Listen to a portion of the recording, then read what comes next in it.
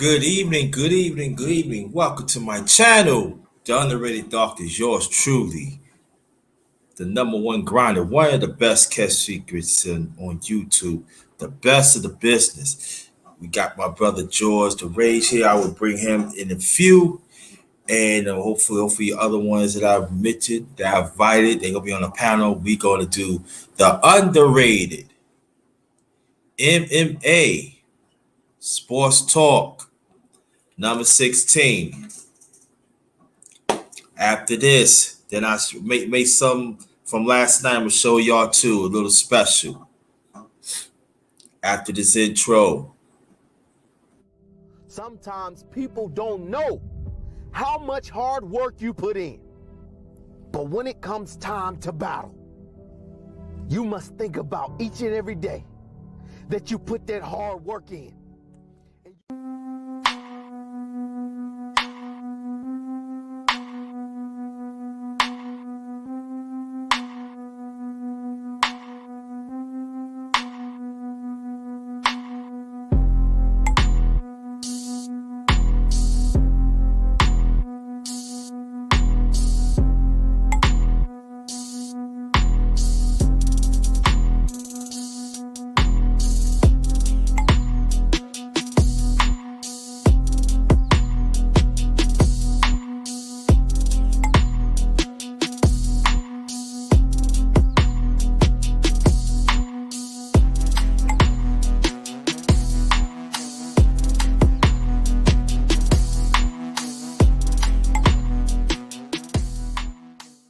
What happened? Why don't you play anymore?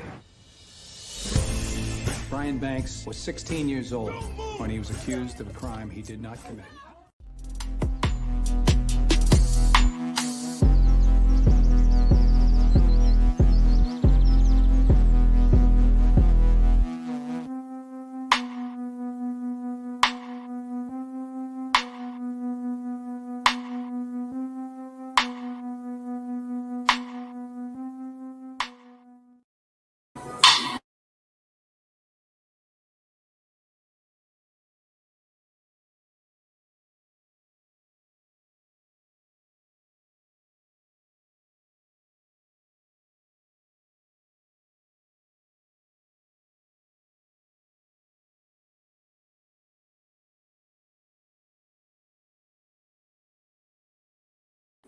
Again, welcome to my channel, Underrated Darkness.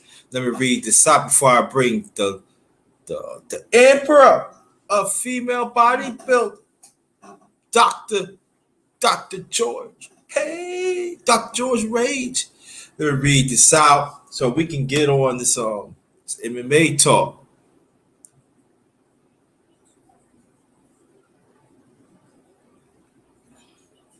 Come enjoy a real conversation with the number one grinder, us as the righteous ones. Individually, let's make a change within ourselves and genuine being there for each other. We all we got. Just remember that, y'all. We all we got. Take this off. Comments. Thank you, Facebook user. Be safe out there. Get this off. Hold on. All right. Oh, hold on. There we got the one and only G in the house. Good evening. How you feel? I'm all right. Just, one of these days, you know how it is sometimes, brother. Yeah, I know what you mean. You want to see my food that I made last night? What you made? Do you want to see my food? Yes, go ahead, show it. All right, I got made some nachos. I made some nachos. I put some ground beef with some taco seasoning and little salsa sauce. Then I add some good old, or we get him in. It's some good old sour cream. Ooh. Then I got some cold beef cheese mixed ready. See Ah. that, family? Kobe. Come back. Kobe. Kobe. Yeah. Kobe. Right. Uh, Yeah. Then I made some chicken winglets. I seasoned up with some little onion powder, a little onion powder. Then I put a little apple cider vinegar, Ooh. spiced up a little bit. Then fried a little, mix it up, bake it a little bit. Then I got some Chick-fil-A Polynesian sauce. I add on top of it, let it bake. And that's what it looks like. Mm. You are a chef. You are a master of the kitchen. All I cooked was some spaghetti and some green beans. See Yeah. that? Tell about man can't cook. We can You'll cook warm like me up. Yeah. And I I did it learned. all by myself. And then I add some sweet tea. That sweet tea be good Oh yeah, on that's a a hot good one. day. Oh yeah. Got from the Yes, sir. bottom. Gold Creek. Uh-huh. Well, we can welcome to my man right here, Escacha. What's good, brother? Thanks for coming. Say good afternoon, brothers. How you guys doing? Yeah, I'm how you doing, fine. brother? See the food, I did you? saw your video. I saw your video, George Page. It's Yeah, nothing I new know. with the site, man. Yeah, it's Yeah. not nothing new. It is just, it don't make sense. There was nothing like let me catch you out underrated. I was working on some stuff Okay. this afternoon, Right. and I get a letter from YouTube saying I had content that was sexually explicit. Now, as you know, I do videos for bodybuilding for women's bodybuilding. Okay. We just got finished with a show for this week, which was the Chicago Pro, and I have my show tomorrow, which is the Muscle Talk of Mondays. And when I do, I put a picture and use it as the avatar for that show. Well, they said somebody said it was sex and it broke the sex and nudity policies, but the women in the picture were in their poser suits, and there was two women on the stage with them, fully clothed. And I don't understand how does it break any sex and policy rules when there's no one naked.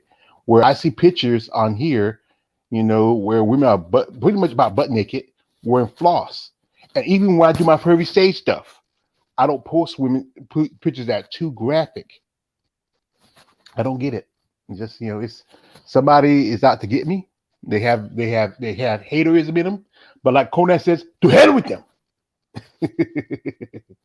Nah, George, it has, like I said, it has something to do with you. You're not a big YouTuber. And like I said, if Mhm. you are a big YouTuber and you did this, if they did the exact same thing like you did, they would have got a pass. You're a small YouTuber. You gotta remember. You gotta Mhm. realize that Yeah. you don't get the big privilege as those big YouTubers. That's why. hmm And like I said, my stuff is athletic. No, I don't do other than my Perry Sage stuff every now and then because I got a Perry Sage I'm working on. I'll probably post it maybe later tonight or tomorrow, depending on how probably later, maybe later tonight because I usually post my Perry Sage stuff at night. I put the adult disclaimer on it, so if you know what it is, you know what I'm talking about. It's gonna get. I don't get too graphic, but it's something that you don't want little children to listen to. And they just have it. It's just YouTube don't care about anybody but those ones like the Jake Pauls, all those other jagoffs who don't even post much anymore on YouTube. They're mostly more people are going to IG now and Twitter Right. and IG and Snapchat and TikTok. Yeah, but let me say this though. I don't know you heard this. It's a petition that is going out against Kevin Samuels. Ooh, Mm-hmm. You heard about that. So no, I haven't heard that. Yep, Let's I see. heard about that. His own yeah, people's yes. trying to take him out. His own people's trying to take him out. That's sad. And they also, it's not just all his own people. You're right about that. But there's a lot more to that too. That there's a lot underhanded that's really happening in the space that we gotta pay attention to. And so keep an eye on that. Yeah. I'll probably talk you, George. I'll probably talk to you when I end the show. I want you to stay there. I'll tell you a little about it, okay? After I All end the right, show, right? all right, I got you. I got you. It'll be a few minutes. Then Esgotcha. Yo, Esgotcha, you gotta start leaving early, dog. You be zooming Yeah, out. I want you to stay, yeah. man. Nah, because because I get a little bit tired, man. When I get tired, I just want to go to bed, man. Because right now, guys, I'm not feeling too well right now. Oh, I, okay. All right, we understand. We understand. Got it. Sometimes, yeah, That happens. I can't, like I said, I can't talk about it on the stream, man. But No, no, that's no, all no. right. That's I'm not not. whatever Ain't it no is you. That's what you is you take care dealing of with it. it? You here. Yeah. Okay, let's get into MMA. Star Wars Gotcha. Eventful weekend.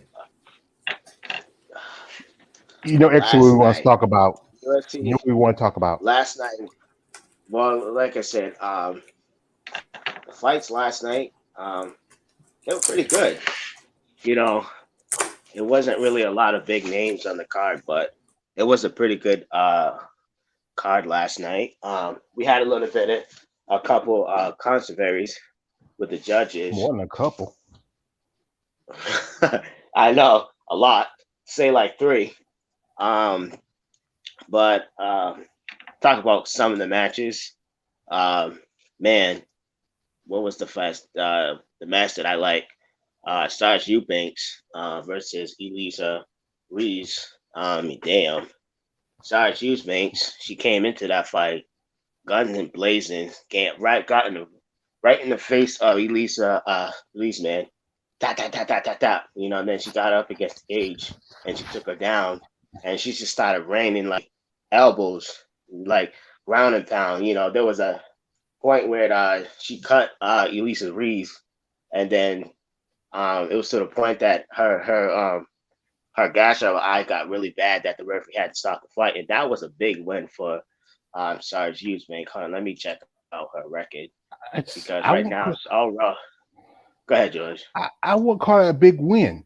They set her up with a flyweight. No, with a strawweight who just started in the UFC. I wouldn't call that a big win. It Yeah, but was you not gotta like realize this. But George, you gotta realize this though that she was on the chopper block going into this fight because if she didn't win this fight, she would have been cut by the UFC because she would have been 0-3. Don't forget, she lost to Panty Kansas and she lost to Catalina Vera, so she had to win this fight. So this was a big win for her because she yeah, would have been cut by the UFC if she lost this fight. So to me, this was yeah, a big win for her, and yeah. I think it would be much more better if she stay at flyweight than being that bantamweight because, like I said, bantamweight is just too big for her. So I hmm think she should to stay at flyweight, which she's much more comfortable in with her size. So yeah, to me, hmm this was a big win for her.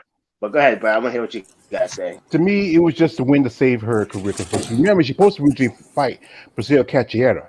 Now she fought Priscilla Cachoeira, lost against her. She would have been done. But at least Neil was a feather was a straw weight, and they fed her to Sarge. I mean, they couldn't find a pure flyweight in time. I mean, she was just somebody, and the girl was just overwhelmed. It's one thing when you get somebody who already has, who's been in the UFC a little bit longer, who be at least a decent matchup. But you get somebody like out of obscurity. I know she was King of the Cage champion, but that's another organization. It's not as big as the UFC.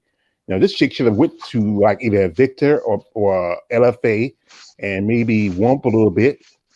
And truthfully, yes, Sarge needed to win. She does, but this is like the same situation what happened with Tabitha Ricci when she fought Marriott or Manon Ferriet, or with that Russian chick that fought Lauren Murphy. They're feeding these girls who just starting out to these veterans where they should be fighting against girls who just starting up like them. I mean, it's a big win for Sarge.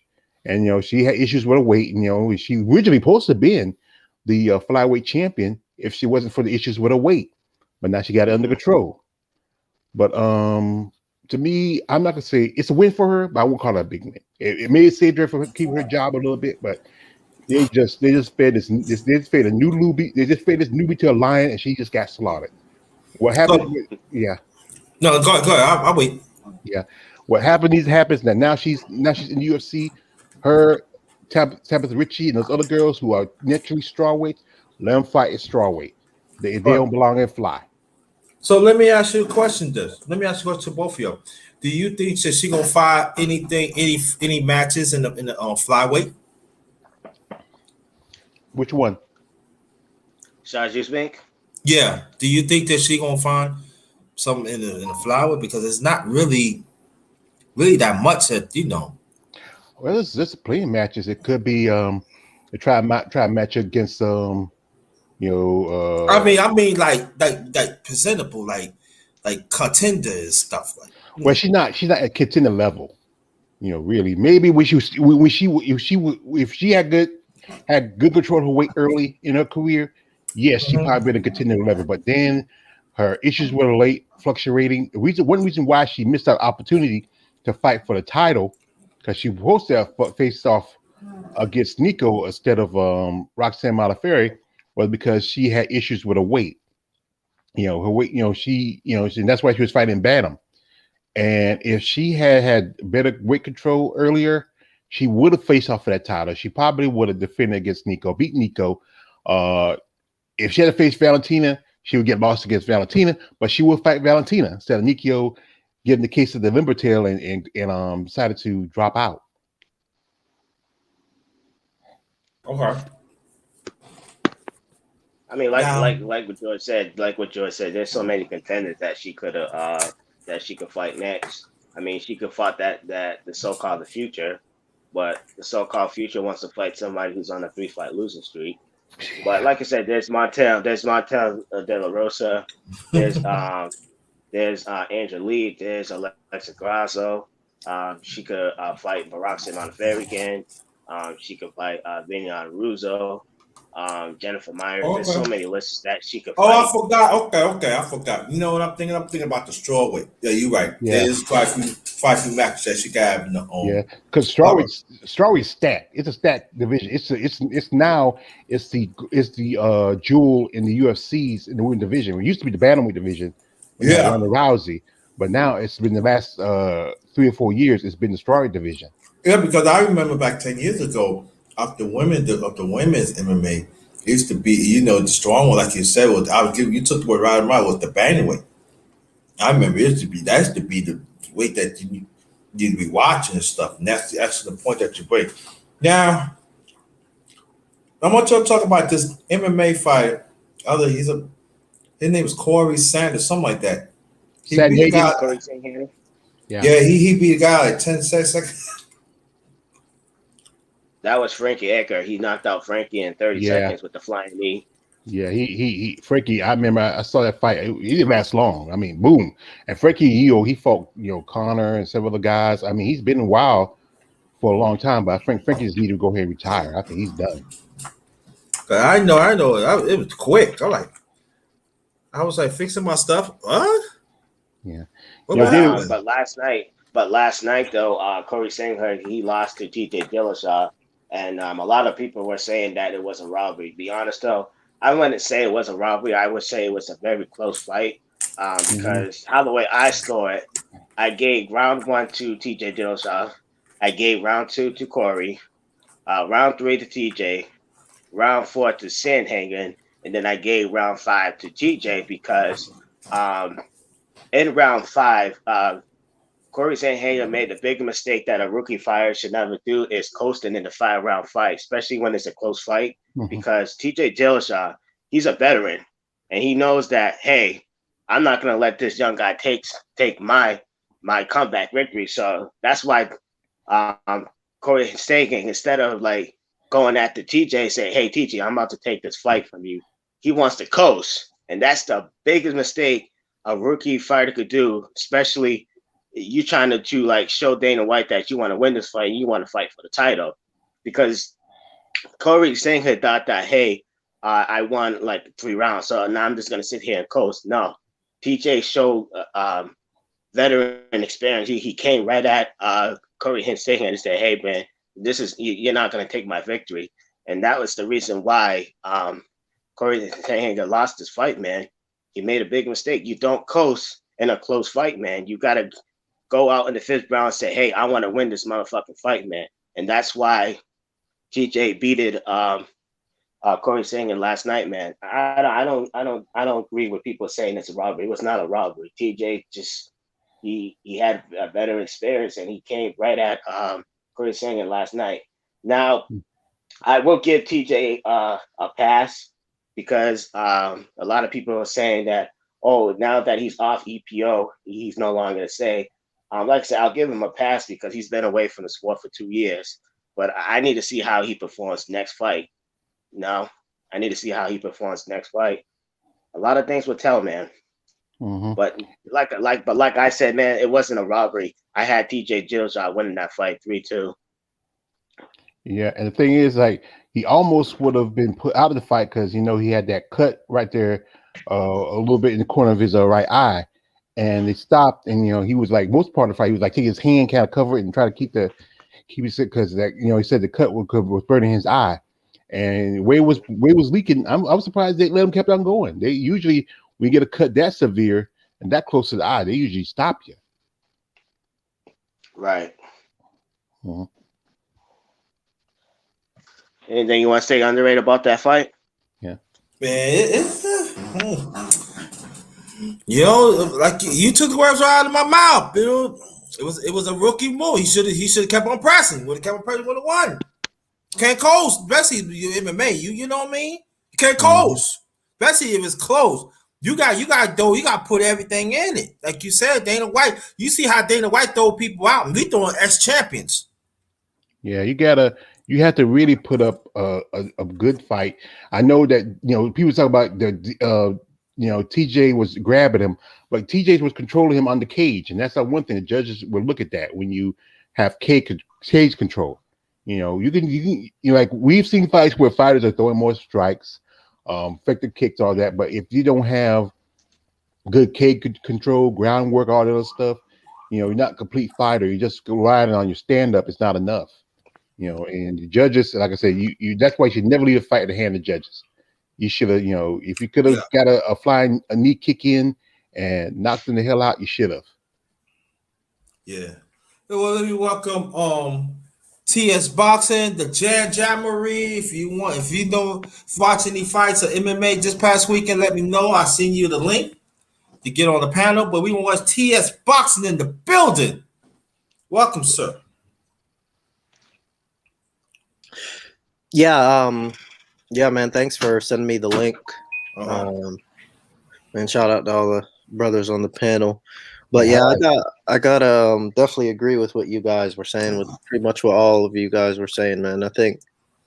I don't think it was a robbery. I think it could have gone either way. I mean, I watch boxing too, so sometimes I'll look at the cleaner, better work I thought was coming from Sandhagen. I had Sandhagen 3-2, but I mean, it could have gone either way. The activity, TJ taking him down and controlling him on the ground, but I think Corey was doing a good job of sprawling out of those and getting out of those. I don't think TJ landed really mega huge on the ground like that. I think he just controlled him. He controlled him more, but Corey did a very good job for for somebody who's stand-up dominant, just sprawling out of those exchanges. And at the end of the day, if TJ had lost, he would have said bullshit, start crying or whatever, like he usually does. But he said something pretty interesting. He said, I believed in, because they were ex-training partners, he said that he believed in Corey before he believed in himself. So it was basically, and he said that, his confidence wasn't always there. I think that was the issue tonight. It was a confidence issue. I mean, Corey blew him away on the feet. I mean, there was really no. I mean, was it really back and forth on the feet, guys? Not at all. I mean, Corey did whatever he wanted to do. He just was kind of coasting. He didn't go for it. He heard him multiple times. He could have got him out of there. And for me, he's the better. He's the guy I want in my company moving forward. I think he's the better fighter. But he lost the fight. That's what I look at it down to. I like people who stand up, and he's a much better fighter. Okay. Yeah. Yeah. Gotcha. Yeah, that's the thing is when you're young, you got to, and you can't like. I think one thing is I think some guys get too friendly like this. I ain't gonna be hugging you. I don't want to shake your hand. I don't want to do anything like that shit. Don't touch Yeah. gloves. I Don't. hate them too, yeah. Yeah, don't like don't do any of that. Sometimes that's the problem. This is MMA. It's not gentleman boxing. It's not like back in the day, Mhm. like your grandpa's boxing. You had Jack Johnson, like queens of was it the Marquise, yeah, Mark? Marquise Ingles, yeah, yeah. Yeah. It's not like that. It's a different sport. Yeah, And I ain't shaking your hand, man. I'm yeah, trying to, I'm trying to break your hand off. yeah. I'm like I say, I might give you a pound when the fight is over. I'll give you a dap. Yeah, after I give you a dap, but I'm trying to snap your hand off and doing the But I don't fight. want to hug you. I don't No, want I ain't trying to hug you, man. I'm trying. like. Yeah, man. I'm trying to snap you in half, dog. Yeah, like one of the things, the thing I watch on YouTube is guy Yasha. He's a ex-music thing. He has a character called Backbone. We tell one guy, he says, "Sarge, can I hug you? Hug me. Hug the floor." He's like, make him push up. That's what I mean. Say, hug me. You go hug the floor. Hug the mat. We ain't gonna be no hugging, no dapping. I don't hug no man that is not. You're not my brother. You're not my family. You're not my friend. You know. We owe each other nothing. We're here to fight to the end. This is blood in, blood out.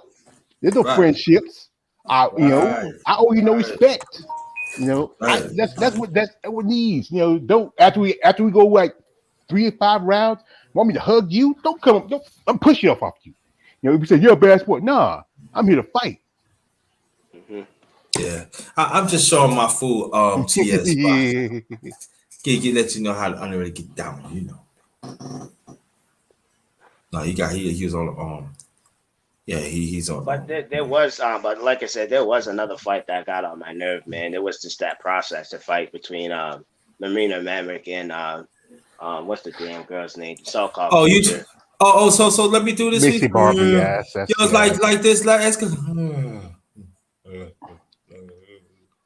Well, because like I said, in that fight, man, a lot of people were upset, including myself, because I gave round 1 and 2 to Maria Maverick because she outstructed Macy Barber and she outgrappled her. But in the third round, I gave the third round to Macy Barber because Maria Maverick was slowing down, but still, Maria Maverick, she took the fight. But what really pissed everybody off was just the judgings that's going on in the UFC, and we have been voicing our opinions for a long time of that. These ex-fighters and coaches need to become judges because you have these judges from like boxing who's trying to judge these MMA fights, and they don't know what the fuck they're watching because, like I was saying, man, Miriam Maverick, she won that fight. She took the first and the second fight. This first and second round. Mm-hmm. How the fuck did that fight end in a split decision? That was a clearly unanimous decision victory for Marina Maverick. But like I said, with that win, that fucked up Marina Maverick. You know what I mean? But we already know what's going on with the UFC. The UFC is trying to invest it in Macy Barber. And what really fucking pisses me off about Macy Barber, not just only just the robbery, but her called out as well. I mean, seriously, you called out Jessica I, the same No, Jessica I, who was on a three fight losing streak and is on the verge of getting cut from the UFC.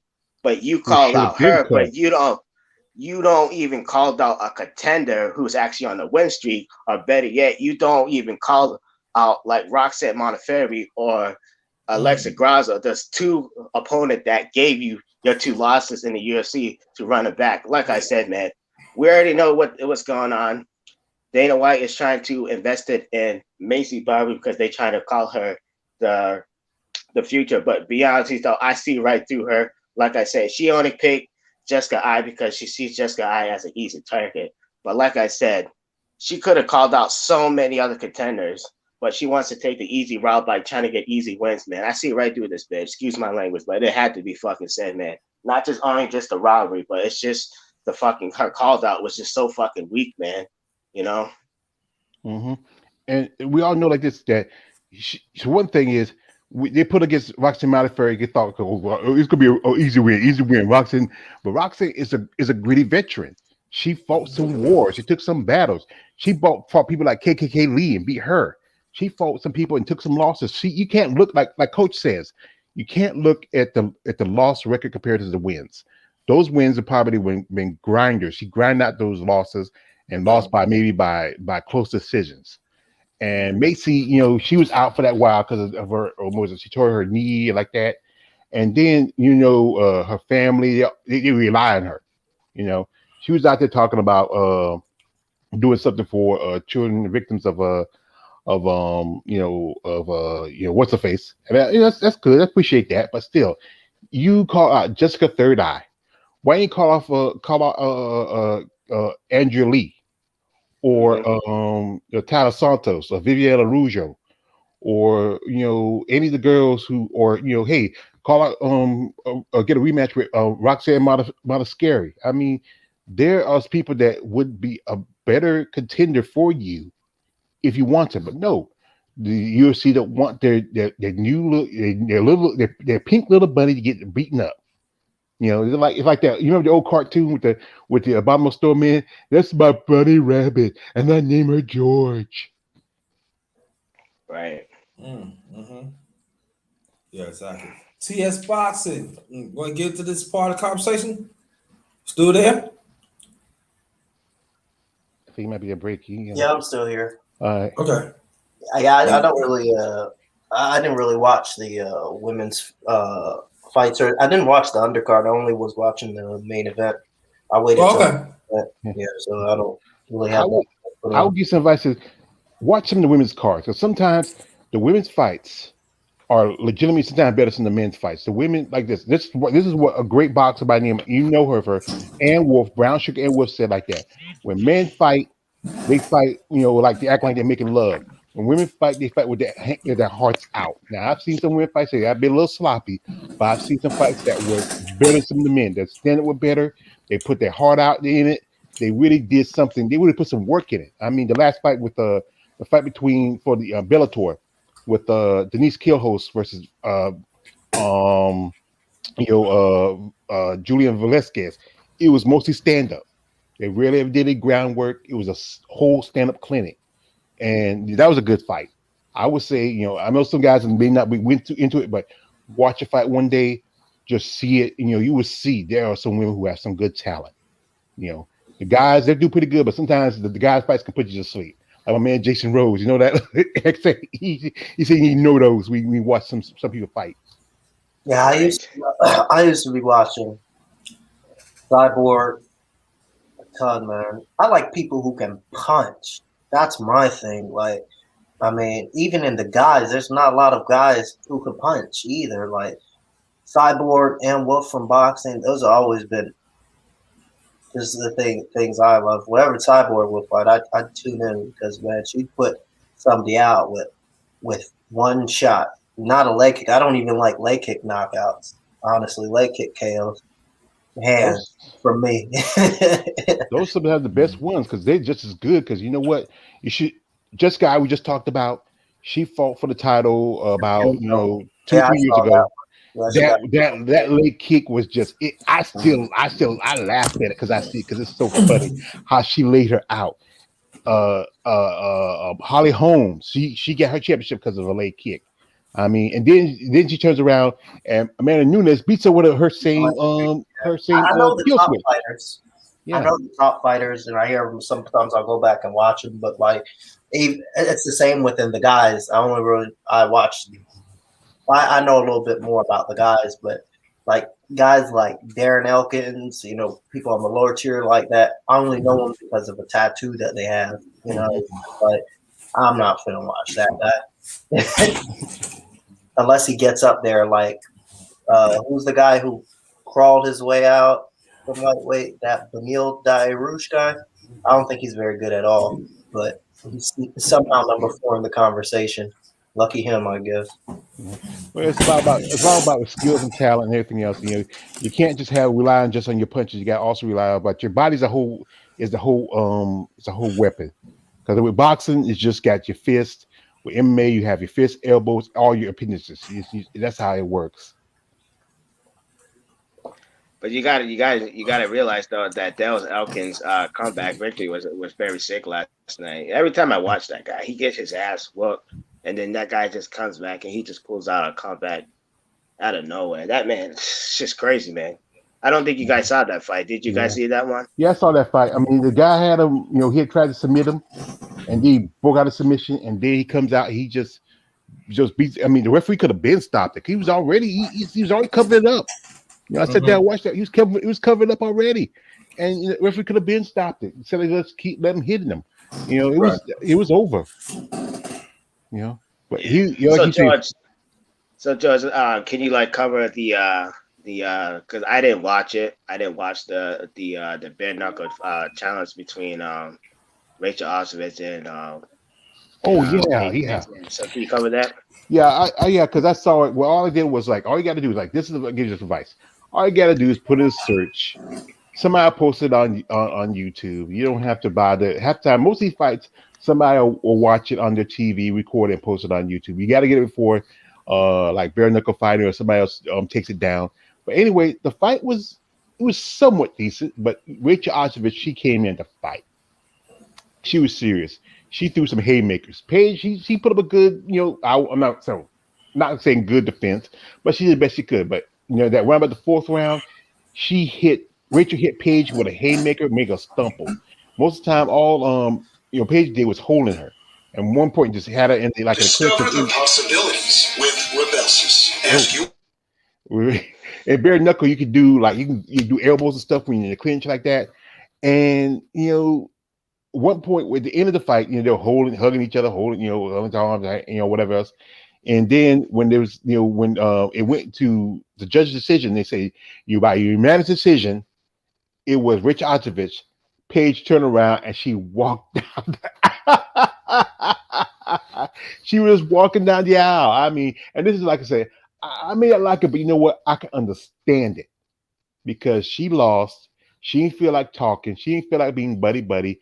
She did like anybody else who lost. She just walked away. And I can understand that. I don't have to like it, but I can understand it.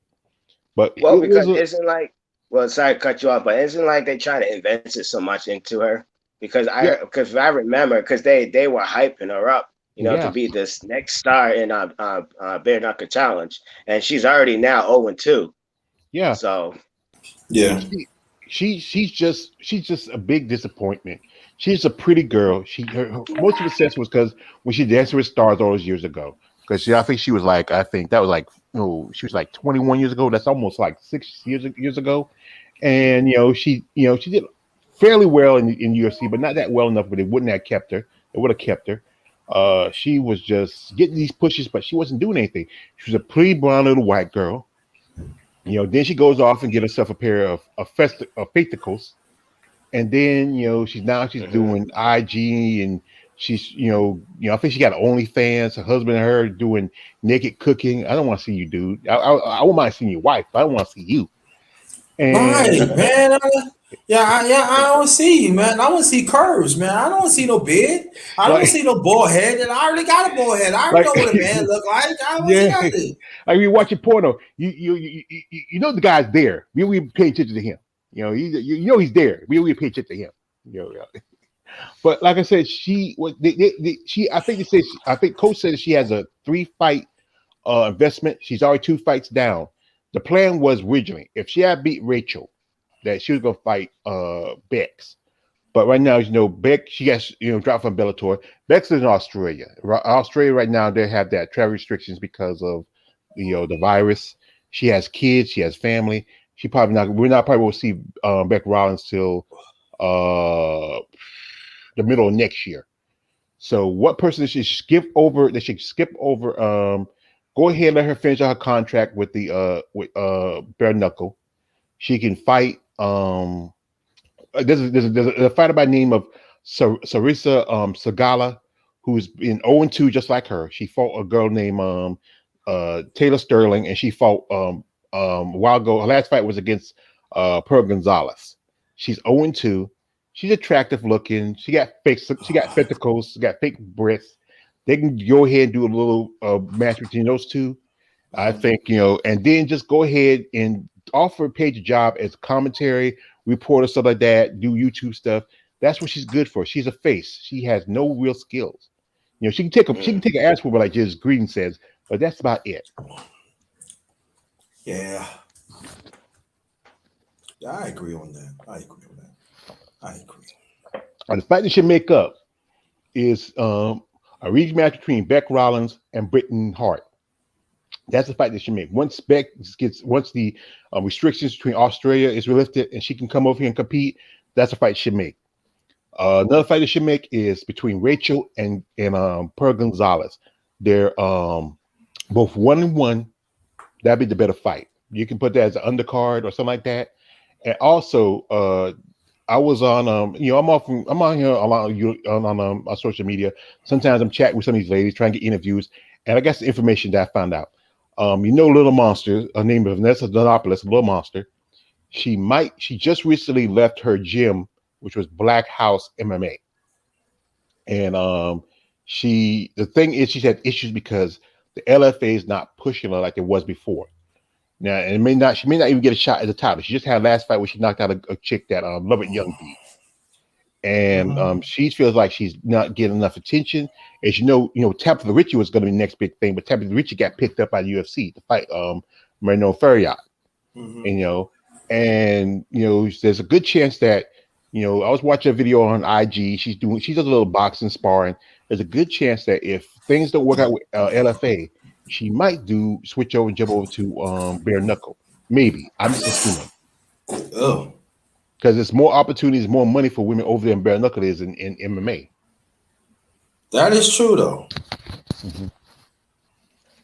So, TS Boxing, let me ask you a question. So, who do you think TJ should fight next? I mean, it looks like they're heading to give him a title shot after that, pretty much. So, probably the winner of Jan Sterling. I think, it'll be Jan. Well, more likely, like I said, Sterling had surgery for his nerve surgery, so he's wildly out. They might just have him and maybe Jan and him fight for maybe to be the next one to fight for that title. Is that fight set for October? Right. That's what I'm trying to say. That the rematch is set for October. It's already set. I thought, when was the 30th? Oh, cause I know he had surgery. I thought surgery. When was the surgery? He had that a couple months ago, I think. Oh, man, he come back already like that? Yeah, that actually that fight was my first MMA vid on my channel. I was not happy about that result at all.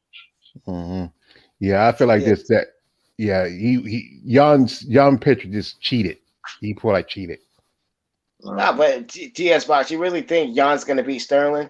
Yeah, second time around. I think if he's if I was me, I would go in there really angry. That's the problem. Guy out. That's the problem. When you go in angry, that's how you lose. We learned that with ABC when she fought Mackenzie Dern. We learned that with Cyborg when she fought with Amanda Nunes. You go in there angry, that's how you lose. You lose focus. If Aljamain is smart and he lets and use that anger to advantage, he can win. He can slap Jan into a chokehold, choke him out.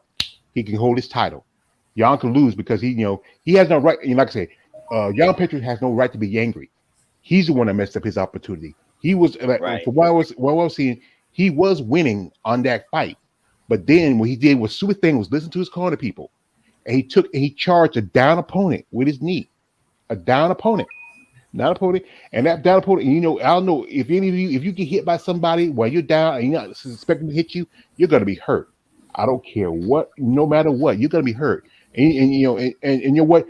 To the brother Aljamain, you should not be saying, you know what? I'll take this as a win, and I'm gonna run with it. And tell everybody do like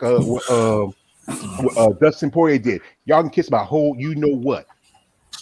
Well, I think to me, yeah, go ahead. Go ahead. Well, because to me, I think Sterling even though he had the neck surgery, but I think he's gonna learn from the first fight, because the first fight, Sterling was just basically he was just wasting so much energy. I think the second time around now he's gonna be a little bit more patient. He's gonna be a little bit more patient with his cardio, and he's gonna come into that fight way more prepared than the first fight. So to me, I think Sterling's gonna it's gonna shock a lot of people, because a lot of people want Sterling to lose because they think Yeah. that he faked it. I don't think he faked it. I think No. he was really hurt. He was really hurt. So, but I think Sterling's gonna come into that fight way more better than the first fight, and he's gonna surprise Pitcher Yan. Go ahead. I want to hear what you say. Oh, that's right in the background. But for me, it's like several things, right? Like apparently Jan was saying, and his team was saying that in the locker room, the referee was saying that you need two hands down to be considered. I mean, he hit him. He shouldn't have hit him, but I didn't like the fallout. Like, why does a Sterling just come out and say, "Oh, well, you know what? I got away with one there," and leave it at that? Mm-hmm. At first, he said, "I don't want the belt, but I want the belt. I don't want the belt. I don't want to take a picture of the belt, but I'm taking a picture with the belt." You clown! Like, you have to choose what you want to do at that moment. If you want to go the dickhead way, then go that way. I still won't like it either, but that's one thing. But if you really don't care about that belt, then don't touch it. Then don't talk about it. Just say I got away with one, and people will respect you. You won't have all your videos disliked. You'll be just fine. And then people actually have objective lenses for the second fight. But it was the way he, just kind of went about it, especially in a fight he was losing. Like, no, it's just people. Everybody, people. The UFC audience wants to see him lose now, and he's been knocked out before. So. Well, my feeling is UFC artists, we know what they think about, and we know what they're about. I have no interest in what the UFC artists think. Now, what the brother should have did, he should have just, maybe been a little wishy-washy, but he should have said, you know what, this is my title. I don't like the way how I got it, but you know what, I got it. And you know what, even if he said that, they wouldn't have liked it for saying that either. They, it's just that's how it is. It doesn't, like I said, even say he was hand down, he was still a down opponent. There was a fight with Random Marcos, which she was her and another opponent. I forgot what was the girl named XA that Marco Random fought. You remember? Yeah, Random Marcos versus what was she like? Versus she was Brazilian. She was Brazilian. She was up and comer. They were both, I know what you're talking about. Where I forgot her name. They're both down opponents. They're both struggling in the fight. She actually and Ronda hits her with an up kick. And what the girl did, she kind of like you ever watch it like one of those movies where like bad acting, bad stunt work. Yeah. And and then at one point she gets on the bench. She says, "Did I win? Did I win?" And you're like, what? Why you asking why you wondering why you won?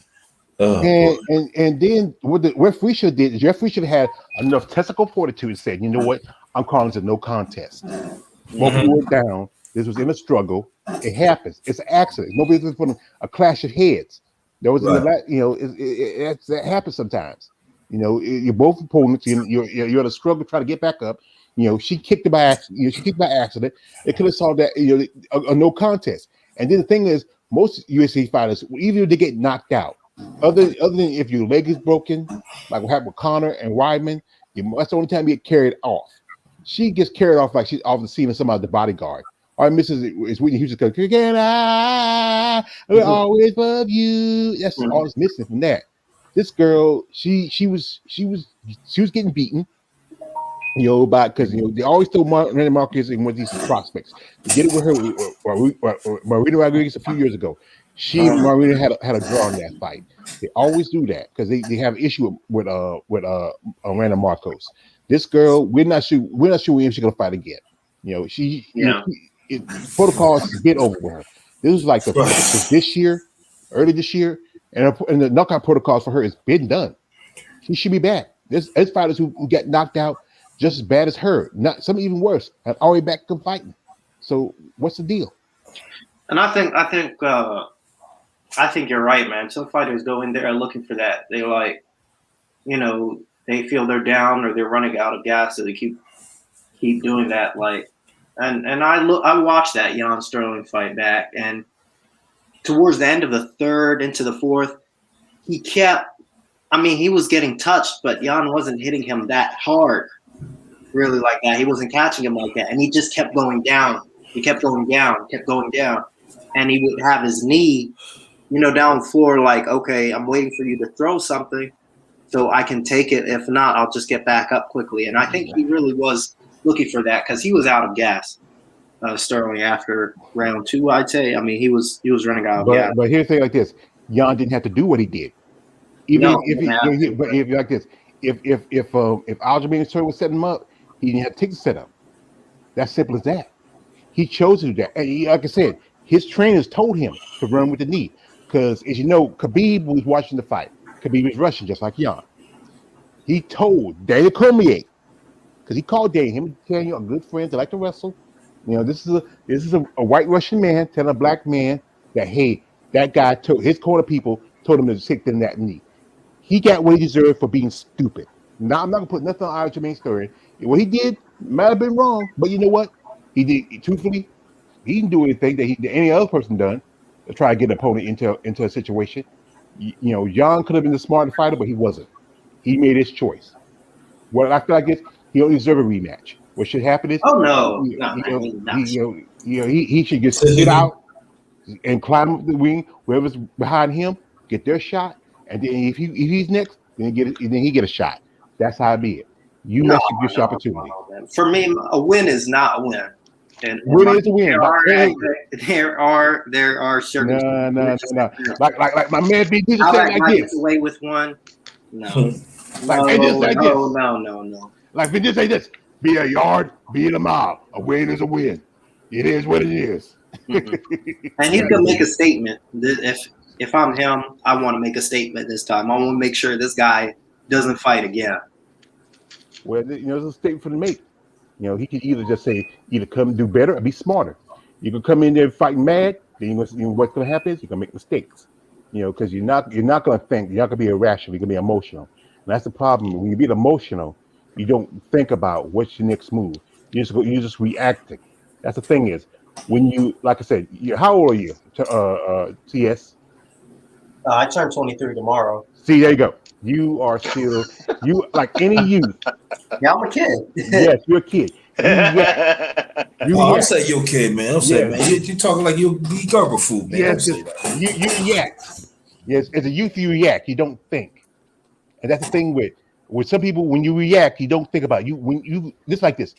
When you go out there, you look at, when you go into that octagon, you look at it like a battlefield. You look at every situation. You see whatever view you got. You think what you try to predict whatever your opponent's going to do. When you react to what your opponent's going to do, he'll pull you into something. That's a mistake Cyborg did with her fight with Mela Nunes. That's a mistake that several other fighters have done with their opponents. You don't react. You don't do. You just be patient. You take your time. You find your shots. You pick them, and then boom. Like I said, Jan Petrick might win, but then if he's gonna go in there looking for a quick knockout, then he's gonna be the one to be quickly knocked out. Right, George. That's what I'm saying, man. He's gonna come in there over emotional. He might end up getting caught by Sterling. That's why I think Sterling's gonna come into this fight. Does he have 1 or 2 stoppages that were like ground and pound? I don't think he can punch at all, can he? Well, we don't know. We don't know, man. We don't know. There's the fighter GDR. She submitted Julia Pena, who's a wrestler, and she's known for knockouts. And she did her entire career, she won a fight by submission.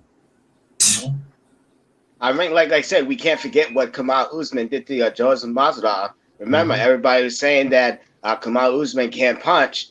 Look what he did to Joseph Masvidal. He knocked him out. So he cold, not cold. Not him out cold too. Yeah, he broke Kobe Covington's jaw. He broke his jaw. So, like I said, he might be a wrestler, but like I said, man, he could surprise us all coming in the second fight, man. Mm-hmm. That's why I say with MMA, You can't be just one skill set. Like one of my favorite fighters is Valentina Shevchenko. She is, I call her a mix between John Wick and Brian Mills from Taken. She has multiple skill sets that's difficult for a lot of fighters. Underrated can attest to this, but I mean, us boxing people, like, I mean, we'll look at the record. Usually, the record speaks volumes. If you're like, except if you're Jamal Charlo, fucking somehow punching out of nowhere, but really, those guys, he gets in there with can't take a punch recently. But I mean, if you're 20-0, you got 2 KOs. You probably can't, you probably can't, dream of yourself hurting somebody. Mm-hmm. Yeah, it's like I don't know. It's just like a mix of stuff. With the Usman thing, I think the weight has a lot to do with it. Well, how do you think about the weight? Because you think about it, they're fighting at the same weight. It's not that much of it. Because when you weigh in, you know, especially a championship fight, you have to come in. You can come in maybe barely under a pound. It's not much about the weight. It's about how you're going to hit a person, how reaction. You know, Masvidal's a tough dude. And But that punch he hit Masvidal with, I mean, that was everything he had. Yeah. You can't deny that. He threw everything he had into that punch. Yeah. And you got to think about Masvidal fought like along with guys like Kimbo Slice. And you know, he's street fighting. But like I said, after a while, you got to think about it. You take all those punishment like that after a while, your chin's no good. You can have a chin of ground, but after a while, it turned to dust. I think he just caught him with a big punch. It was a big guy who threw everything he had. I mean, underrated. I tell you, underrated watchers boxing. I mean, it's the same thing with the Haney with the Haney shot when Haney knocked out that bum Mexican about 2 years ago. I actually called that shot that he was going to load up like that. What Usman did? He planted his feet. He put his right foot back. He stepped back, and his hand went all the way down almost to his hip, almost to his knee. He threw everything he had into that punch. There's no way he can throw a punch harder than what he threw. And it just hit Masvidal when he wasn't, it was all in one motion. That was all he had. That was all he had, right? Mm-hmm. That was everything. And he just timed. You know, it was a timing too. There was time. He timed it, and that was it. Mm-hmm. That was it. It's about timing sometimes. It's like, you know, right spot, the right place, you know, the right shot, boom. But like I said, with, you know, it's always about weight. It's about timing, friction, whether you can hit the right spot. And, you know, if you're hitting the right, and like I said, the right between the ear and the jaw, which is what they call the money shot, then it's over.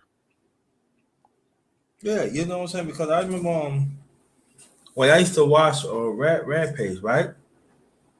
And I always used to see how he fight. A lot of people don't know he was a pretty good wrestler too. But you know, we know as him as a striker.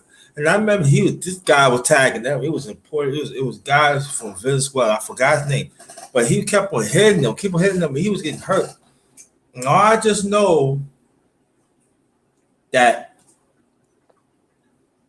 when Rampage sweep him, guy blocked it.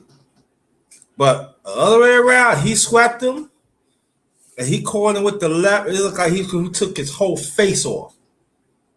He's going, no, that's it. I said, whoa. So it is true what ECR was saying and stuff like that. Sometimes it could be a fighter that don't have no power. But it's that one good time he can catch him on the low and come and put you out. Cause I see quite a few upsets in my time, and you know, this my lifetime. I think, God, how he knock him out? He got about 5 or 6 or 8 losses. Mm-hmm. He knocked him out. I think even if Masvidal was prepared for that shot, he still would have been hurt by it because it's a big guy throwing everything he had into that one punch. I mean, Masvidal, no matter what, I think was still going to be hurt by that or out again because that was everything from somebody who's probably, I mean, to me, he looks like he's close to 200 pounds on the night, in my opinion. What they do is like after they do the official weigh-in, they do hydrate a bit. You know, you can drink a little water, eat a little something. Because it's just the official weight is just for the crowd, but you know you can do hydrate a little bit, but you know it's just that it was just he just had got hit the right shot. I mean, like I say, and it's about precision and precision. Those two things that makes a good a knockout. You remember that fight between Pacquiao and what's his name?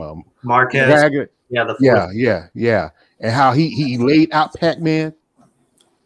Yeah, and that was definitely timing because that wasn't he hit him with a left hook going backwards. Mm-hmm.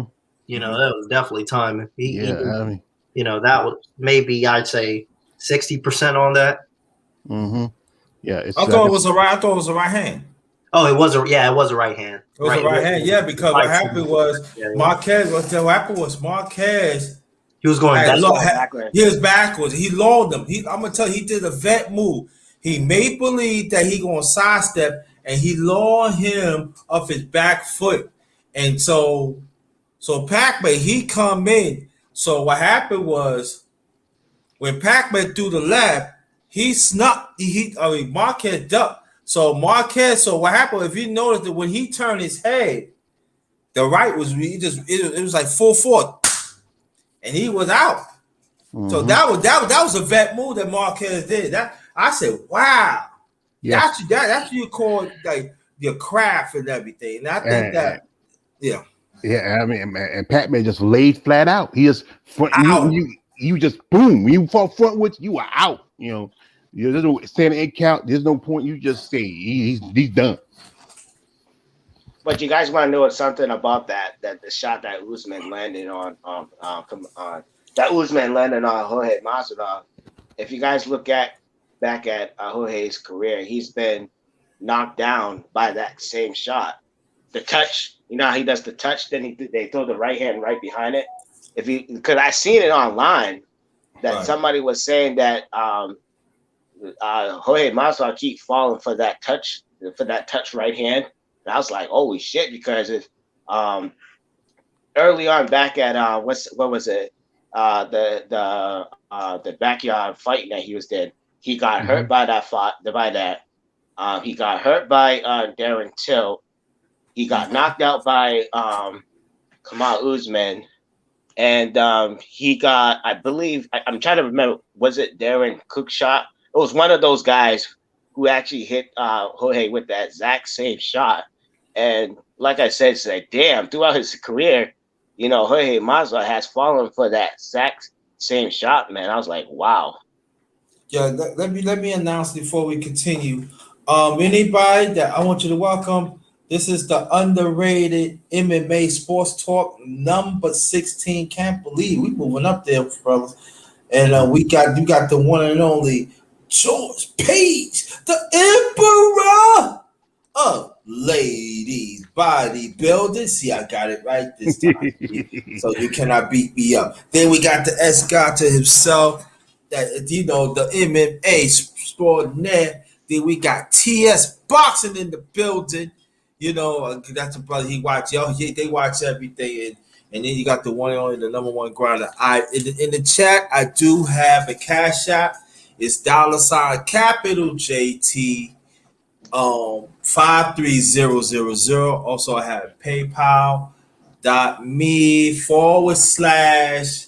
all in cap JT Black 53. So if you want to donate, that be right there. Also, I do have a super chat. Or if you don't have any finances that you kick out, please share this out and hit the like button if you're new. Hit the bell twice, so whenever I come in, you will get it first. Okay, so now we're going to be back to this and everything. And there's any more batches that we could talk about or possible next week. Well, I think, as I think they're not.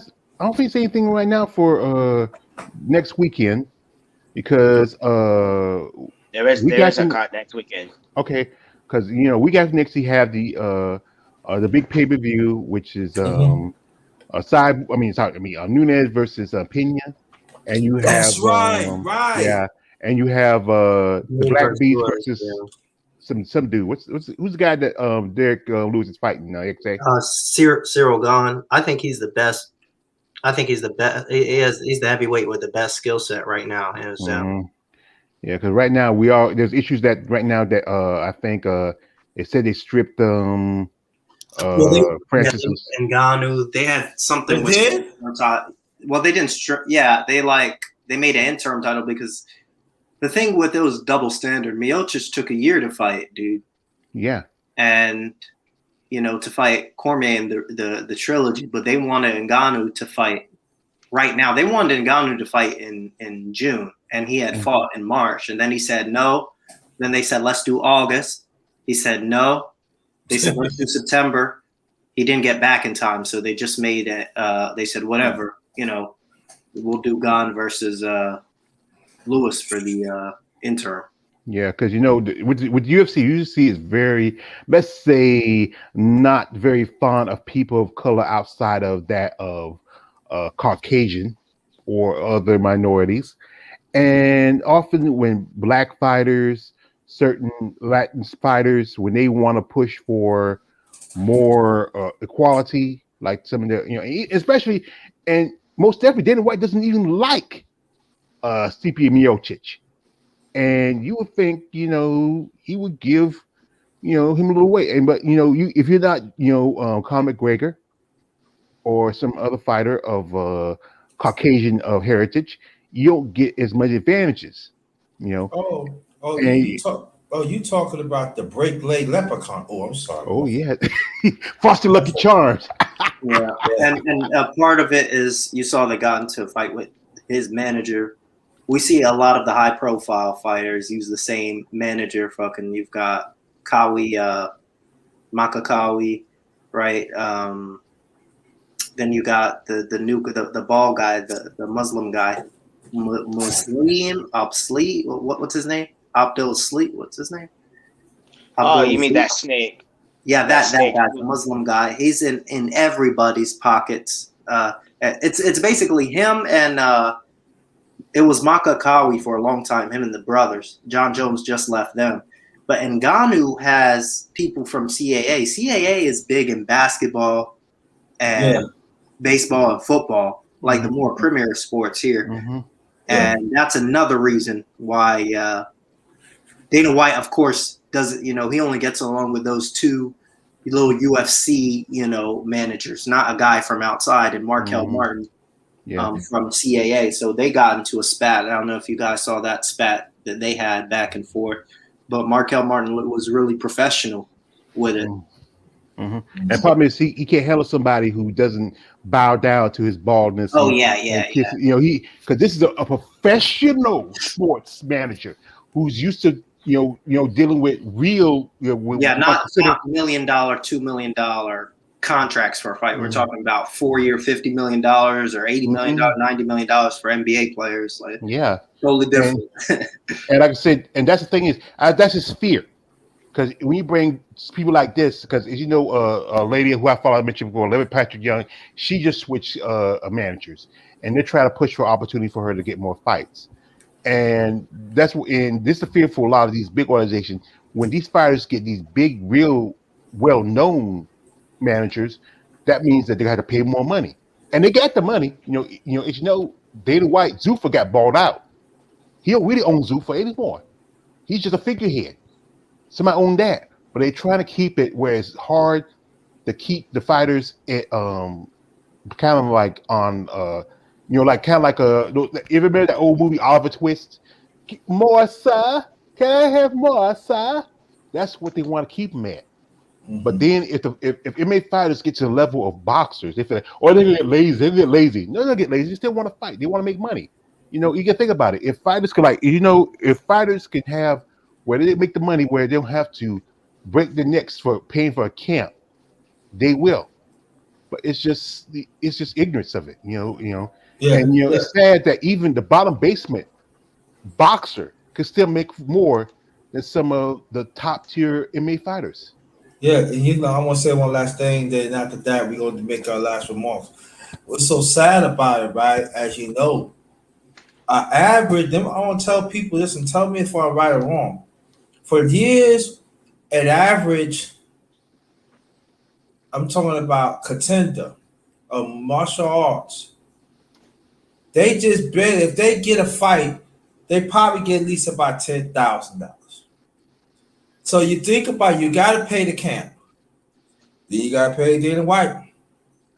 So you lucky if you walking back home, you walking out there at least about $2,000 to $3,000.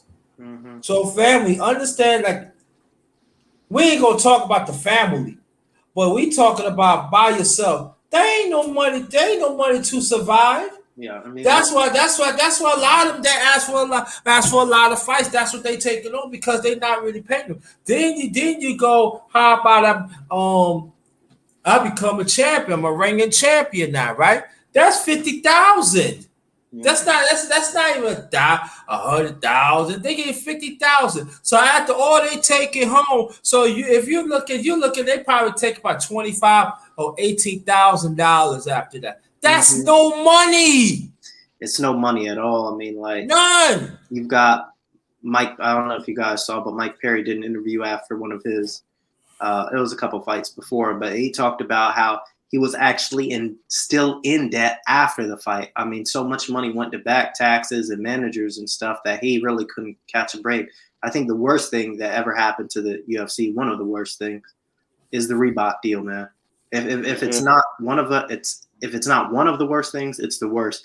I mean, people used to be getting paid hundreds of thousands of dollars for endorsement deals, to put on their shorts. And now they're only getting like, $2,000, or $1,000 or $5,000 for absolute crap. And while the UFC takes the most of the profits off that deal, and at the same time they can't endorse anything else on their shorts, and it's ridiculous. They do the same thing with Monster. You can only have Monster. I mean, it's all about control. It's all about control, and it's gonna come crashing down. That's why White hates Danny. That's why Dana White hates Randy Couture. Yeah, that's right. Yeah, absolutely. Right, and you have to remember though, they just signed a deal with that currency shit, and still those fighters can't get a cut from it. So that's really fucked up. Yeah, then they go public as well, Endeavor, right? Yeah. Yeah, that's ridiculous. I mean, it's just fucked up. It's just really fucked up, man. That these fighters don't get paid, man. I'll be heated too, man. Because like I said, I make all this money, and then they, what I mean? And then, like I said, they take it all, Yeah, it's true. And you make some excellent points. And then you get an MMA fighter right now. They go to camp. It's like they think of the money. I don't feel like training. For what? If you guys, because I was reading while you guys was talking, I was reading that Francis Ngannou, he's doing a lot of appearance in these movies. I guess he did an appearance in Fast 9, and I think he did an appearance, and I guess he did an appearance in Jackass 4. So like I said, I don't blame him.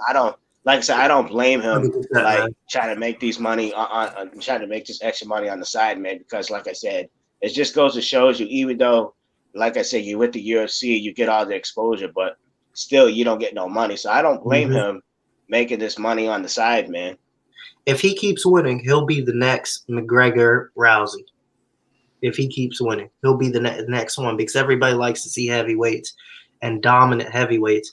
And I think he actually tried to get his friend Usman in the fold. Covington did an interview, said that he saw they had a meeting with Ngannou's manager, or his group, that CAA group, and leave that Muslim guy, that Abdul's, that UFC vetted manager. And I think that would be a good move for him, because right now he's the top dog at 170. And he can be there for a long time. So I think he's looking ahead. He's definitely looking ahead. I think that's a good idea. Yeah, but see, I had to disagree with you on one thing, though. when you said that they're gonna try to make Francis as the next McGregor. I don't think so. You got to remember, Francis, he's black. He's black. He's not gonna get the same privilege as Conor McGregor because you Well, guys they won't remember. try as hard, but he might end up there with knockouts just on highlight reels, is what I'm saying. Like, they won't try to push. Okay. Yeah, but they'll highlight reels on Instagram or stuff. That'll catch fire when he's on movies and stuff. He'll unintentionally be their new McGregor Rousey, even though they might not want him to. Because who's there in the heavyweight division? They want Miocic back. They don't even like Miocic, so they've got to go somewhere. Yeah, that's true, man. That's true. But yeah, man. But like I said, I have no problem with him trying to make the extra money on the side, man. I have no problem doing that, man. You know, like I said, you're in the biggest organization and you still don't make no money. You know, it's fucked up. I guess I'll be pissed too. Yeah, and that's what I'm saying. Like, wow. You know, it's like, and that's why you see them MMA fighters now, they want to go into boxing to try and make some money. And I know people always correcting the sport, but you gotta look at the MMA and they not getting paid nothing. Well, because if you listen to though, I guess Vitor Belfort, he's gonna fight Oscar De La Hoya. So all those years that Vitor Belfort has been in the UFC and around MMA, he's gonna make a lot of money in just one fight with Oscar in all the years that he was in the UFC and MMA, man. Shit's crazy. It is. Yeah. I'll take any MMA fight with you, TSN. Get your money. That's right. If you can get more money outside MMA, why not get it? Forget all that because they don't. Because it seems like anytime soon they not going to improve it. They're not going to pull it financially. They not. They don't want to change. They don't want to do nothing. Right, man.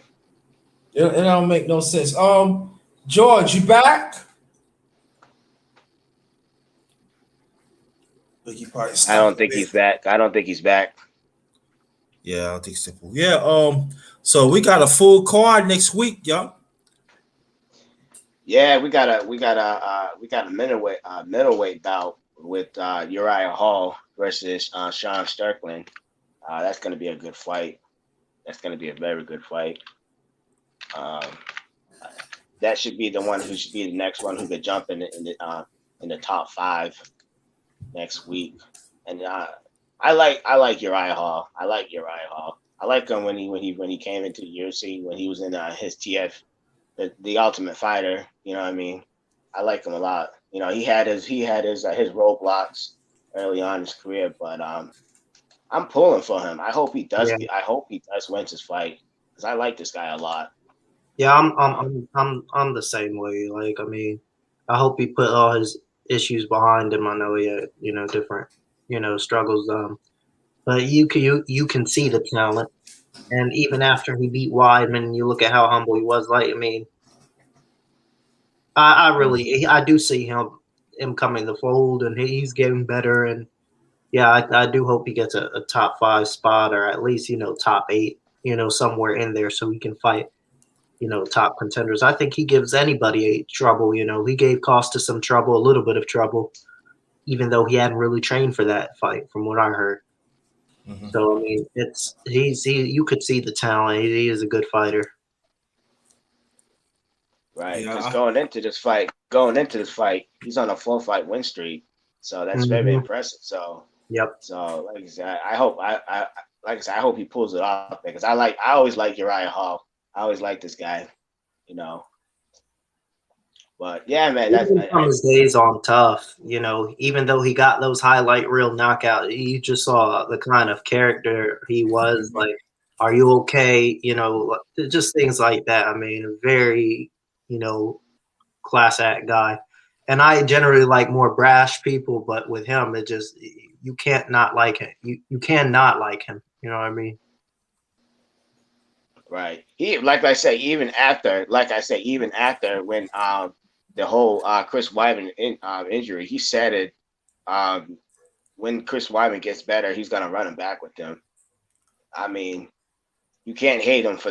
I don't understand why people hate him when he said that. You know what I mean? Yeah. But Yeah, I want to run it back to. Yeah, man. Yeah. Have y'all watched any? Well, we're gonna talk a little boxing. I cheat a little bit. We talk a little boxing. Anybody watch a little boxing this weekend? Yeah, I saw that stoppage somebody showed me of Joyce Tockham. I mean, that was, that was foreseeable for them to jump in there and stop it like that. Even though he was definitely hurt, but he was okay. He was just waiting for him to tire out. I was thinking that happened in the AJ fight. Well, I mean, this is the risk you run going over there. Yeah, I watched that fight. I said, but they could have continued because you could tell what you was watching. Joyce was getting tired, you know. I only saw the highlights of the stoppage, though. I mean, I think to me it was a little premature. You know, he was okay. He got hurt, like he said, but he was hurt. But I'm saying they stopped too much. You know what I mean? So so like that. Yeah. So so that's what that. But people they still talking about it. But what it is, what it is. That's how these reps is. They don't know. They sensitive. I don't know. But But anyway, Escacha. Last remarks, please, and then brother TS Boxing. I want y'all to stand. Make my last remarks. We'll close it out. And shout out to George Page. Thank you very much to you. Thank you very much, brother. Sorry. all right. Well, like I said, I just want to thank the brother Underrated Doctors for making this possible, so that we can talk and may talk on Sunday. And like I said, I just want to thank everybody who had came through. The ones who had liked the video to show you support to us talking this MMA talk. Like I said, just keep staying tuned because we got more coming in. Like I said, the goal is trying to get some women's on here to talk some MMA, trying to get the coach as well. But like I said, I just want to say thank you to Underrated, the brother TS Boxing, and the brother George Page for this good afternoon talk that we had. Like I said, stay tuned. For next weekend, we're gonna talk some more MMA news. We might as well just throw in some little off topic stuff as well. And if this like we'll see. We might we'll see. We'll see. But so like I said, I just want to thank everybody for coming by for this Sunday afternoon. Like I said, I hope you guys all keep safe. I hope you guys like I said, keep your distance, wear your mask, and etc. Because it's getting bad out here now. It's not going to get better with this whole shit that's going around, man. So please keep safe. Stay tuned. Like I said, subscribe to my brother, the Underrated Doctor's channel. Subscribe to TS Boxing's channel. Subscribe to my channel. And subscribe to George Pay's channel. And like I said, man, thank you all for having a good afternoon, for watching us talk this MMA. We'll see you guys next week. Peace out. All right. Thank you. Stay right there. TS Boxing, please. Last remarks. Yeah, man, I'm underrated. Thanks for shooting me the link and anytime. Just for us to chop up this boxing talk, man. Shout out to everybody who was here on the panel, man. Shout out to Gotcha, George Page, man, for just spreading that knowledge. The sport. I don't really know too much about MMA other than the more higher profile stuff. So learning these gems from you guys about guys we should follow is huge.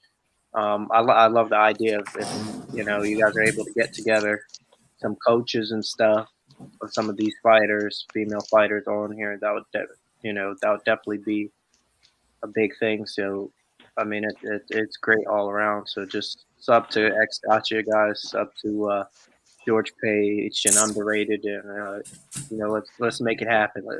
Let's push this thing. Yeah, definitely. You definitely with the pro. You definitely with the family, man. And y'all with the. We gonna keep on pushing this. I'm not gonna say them out there. Shout out to George Page. I hope everything all right, brother. If you hear me, email me and stuff like that. If you're traveling to your destination or home, if you travel in groups or you travel by yourself, take extra precaution because the climate is crazy out there. and we want y'all to be safe. Also, this is gonna be it's gonna be full MMA next week, so please get here. I started to say 6, but we're gonna leave it to 7:05. We're gonna leave it to 7:05. So please, and also, brothers, I forgot to let you know. I reached out to some Miss Martial Arts groups on Facebook. I became a member, so we should get some more people very soon to come here. And so we can direct it. One of them is they talk to women's MMA. So we're gonna work on my end. I'm gonna work on that too. So hopefully, I think things is gonna pick up. It's gonna take a little time, but I think we on the right track and everything and stuff like that. So this is the end of the Underrated MMA Sports Talk number 16. Number 17 will be next week. 7:05 p.m. Eastern Standard Time. But throughout the week, please be safe and thank your brothers again to make this in, because it wasn't for y'all people in the group, this would not jump off. So I want to thank you so much for the bottom of my heart. I am grateful for that. So on this, until next, oh yeah, throughout the week I'll be dropping, lives here and there. So watch out for that. But this one, have a good night. Stay blessed. To y'all, to the people in the chat, and your families, and on the panel, to your families. This one, good night. Stay blessed again. This one is Ghost.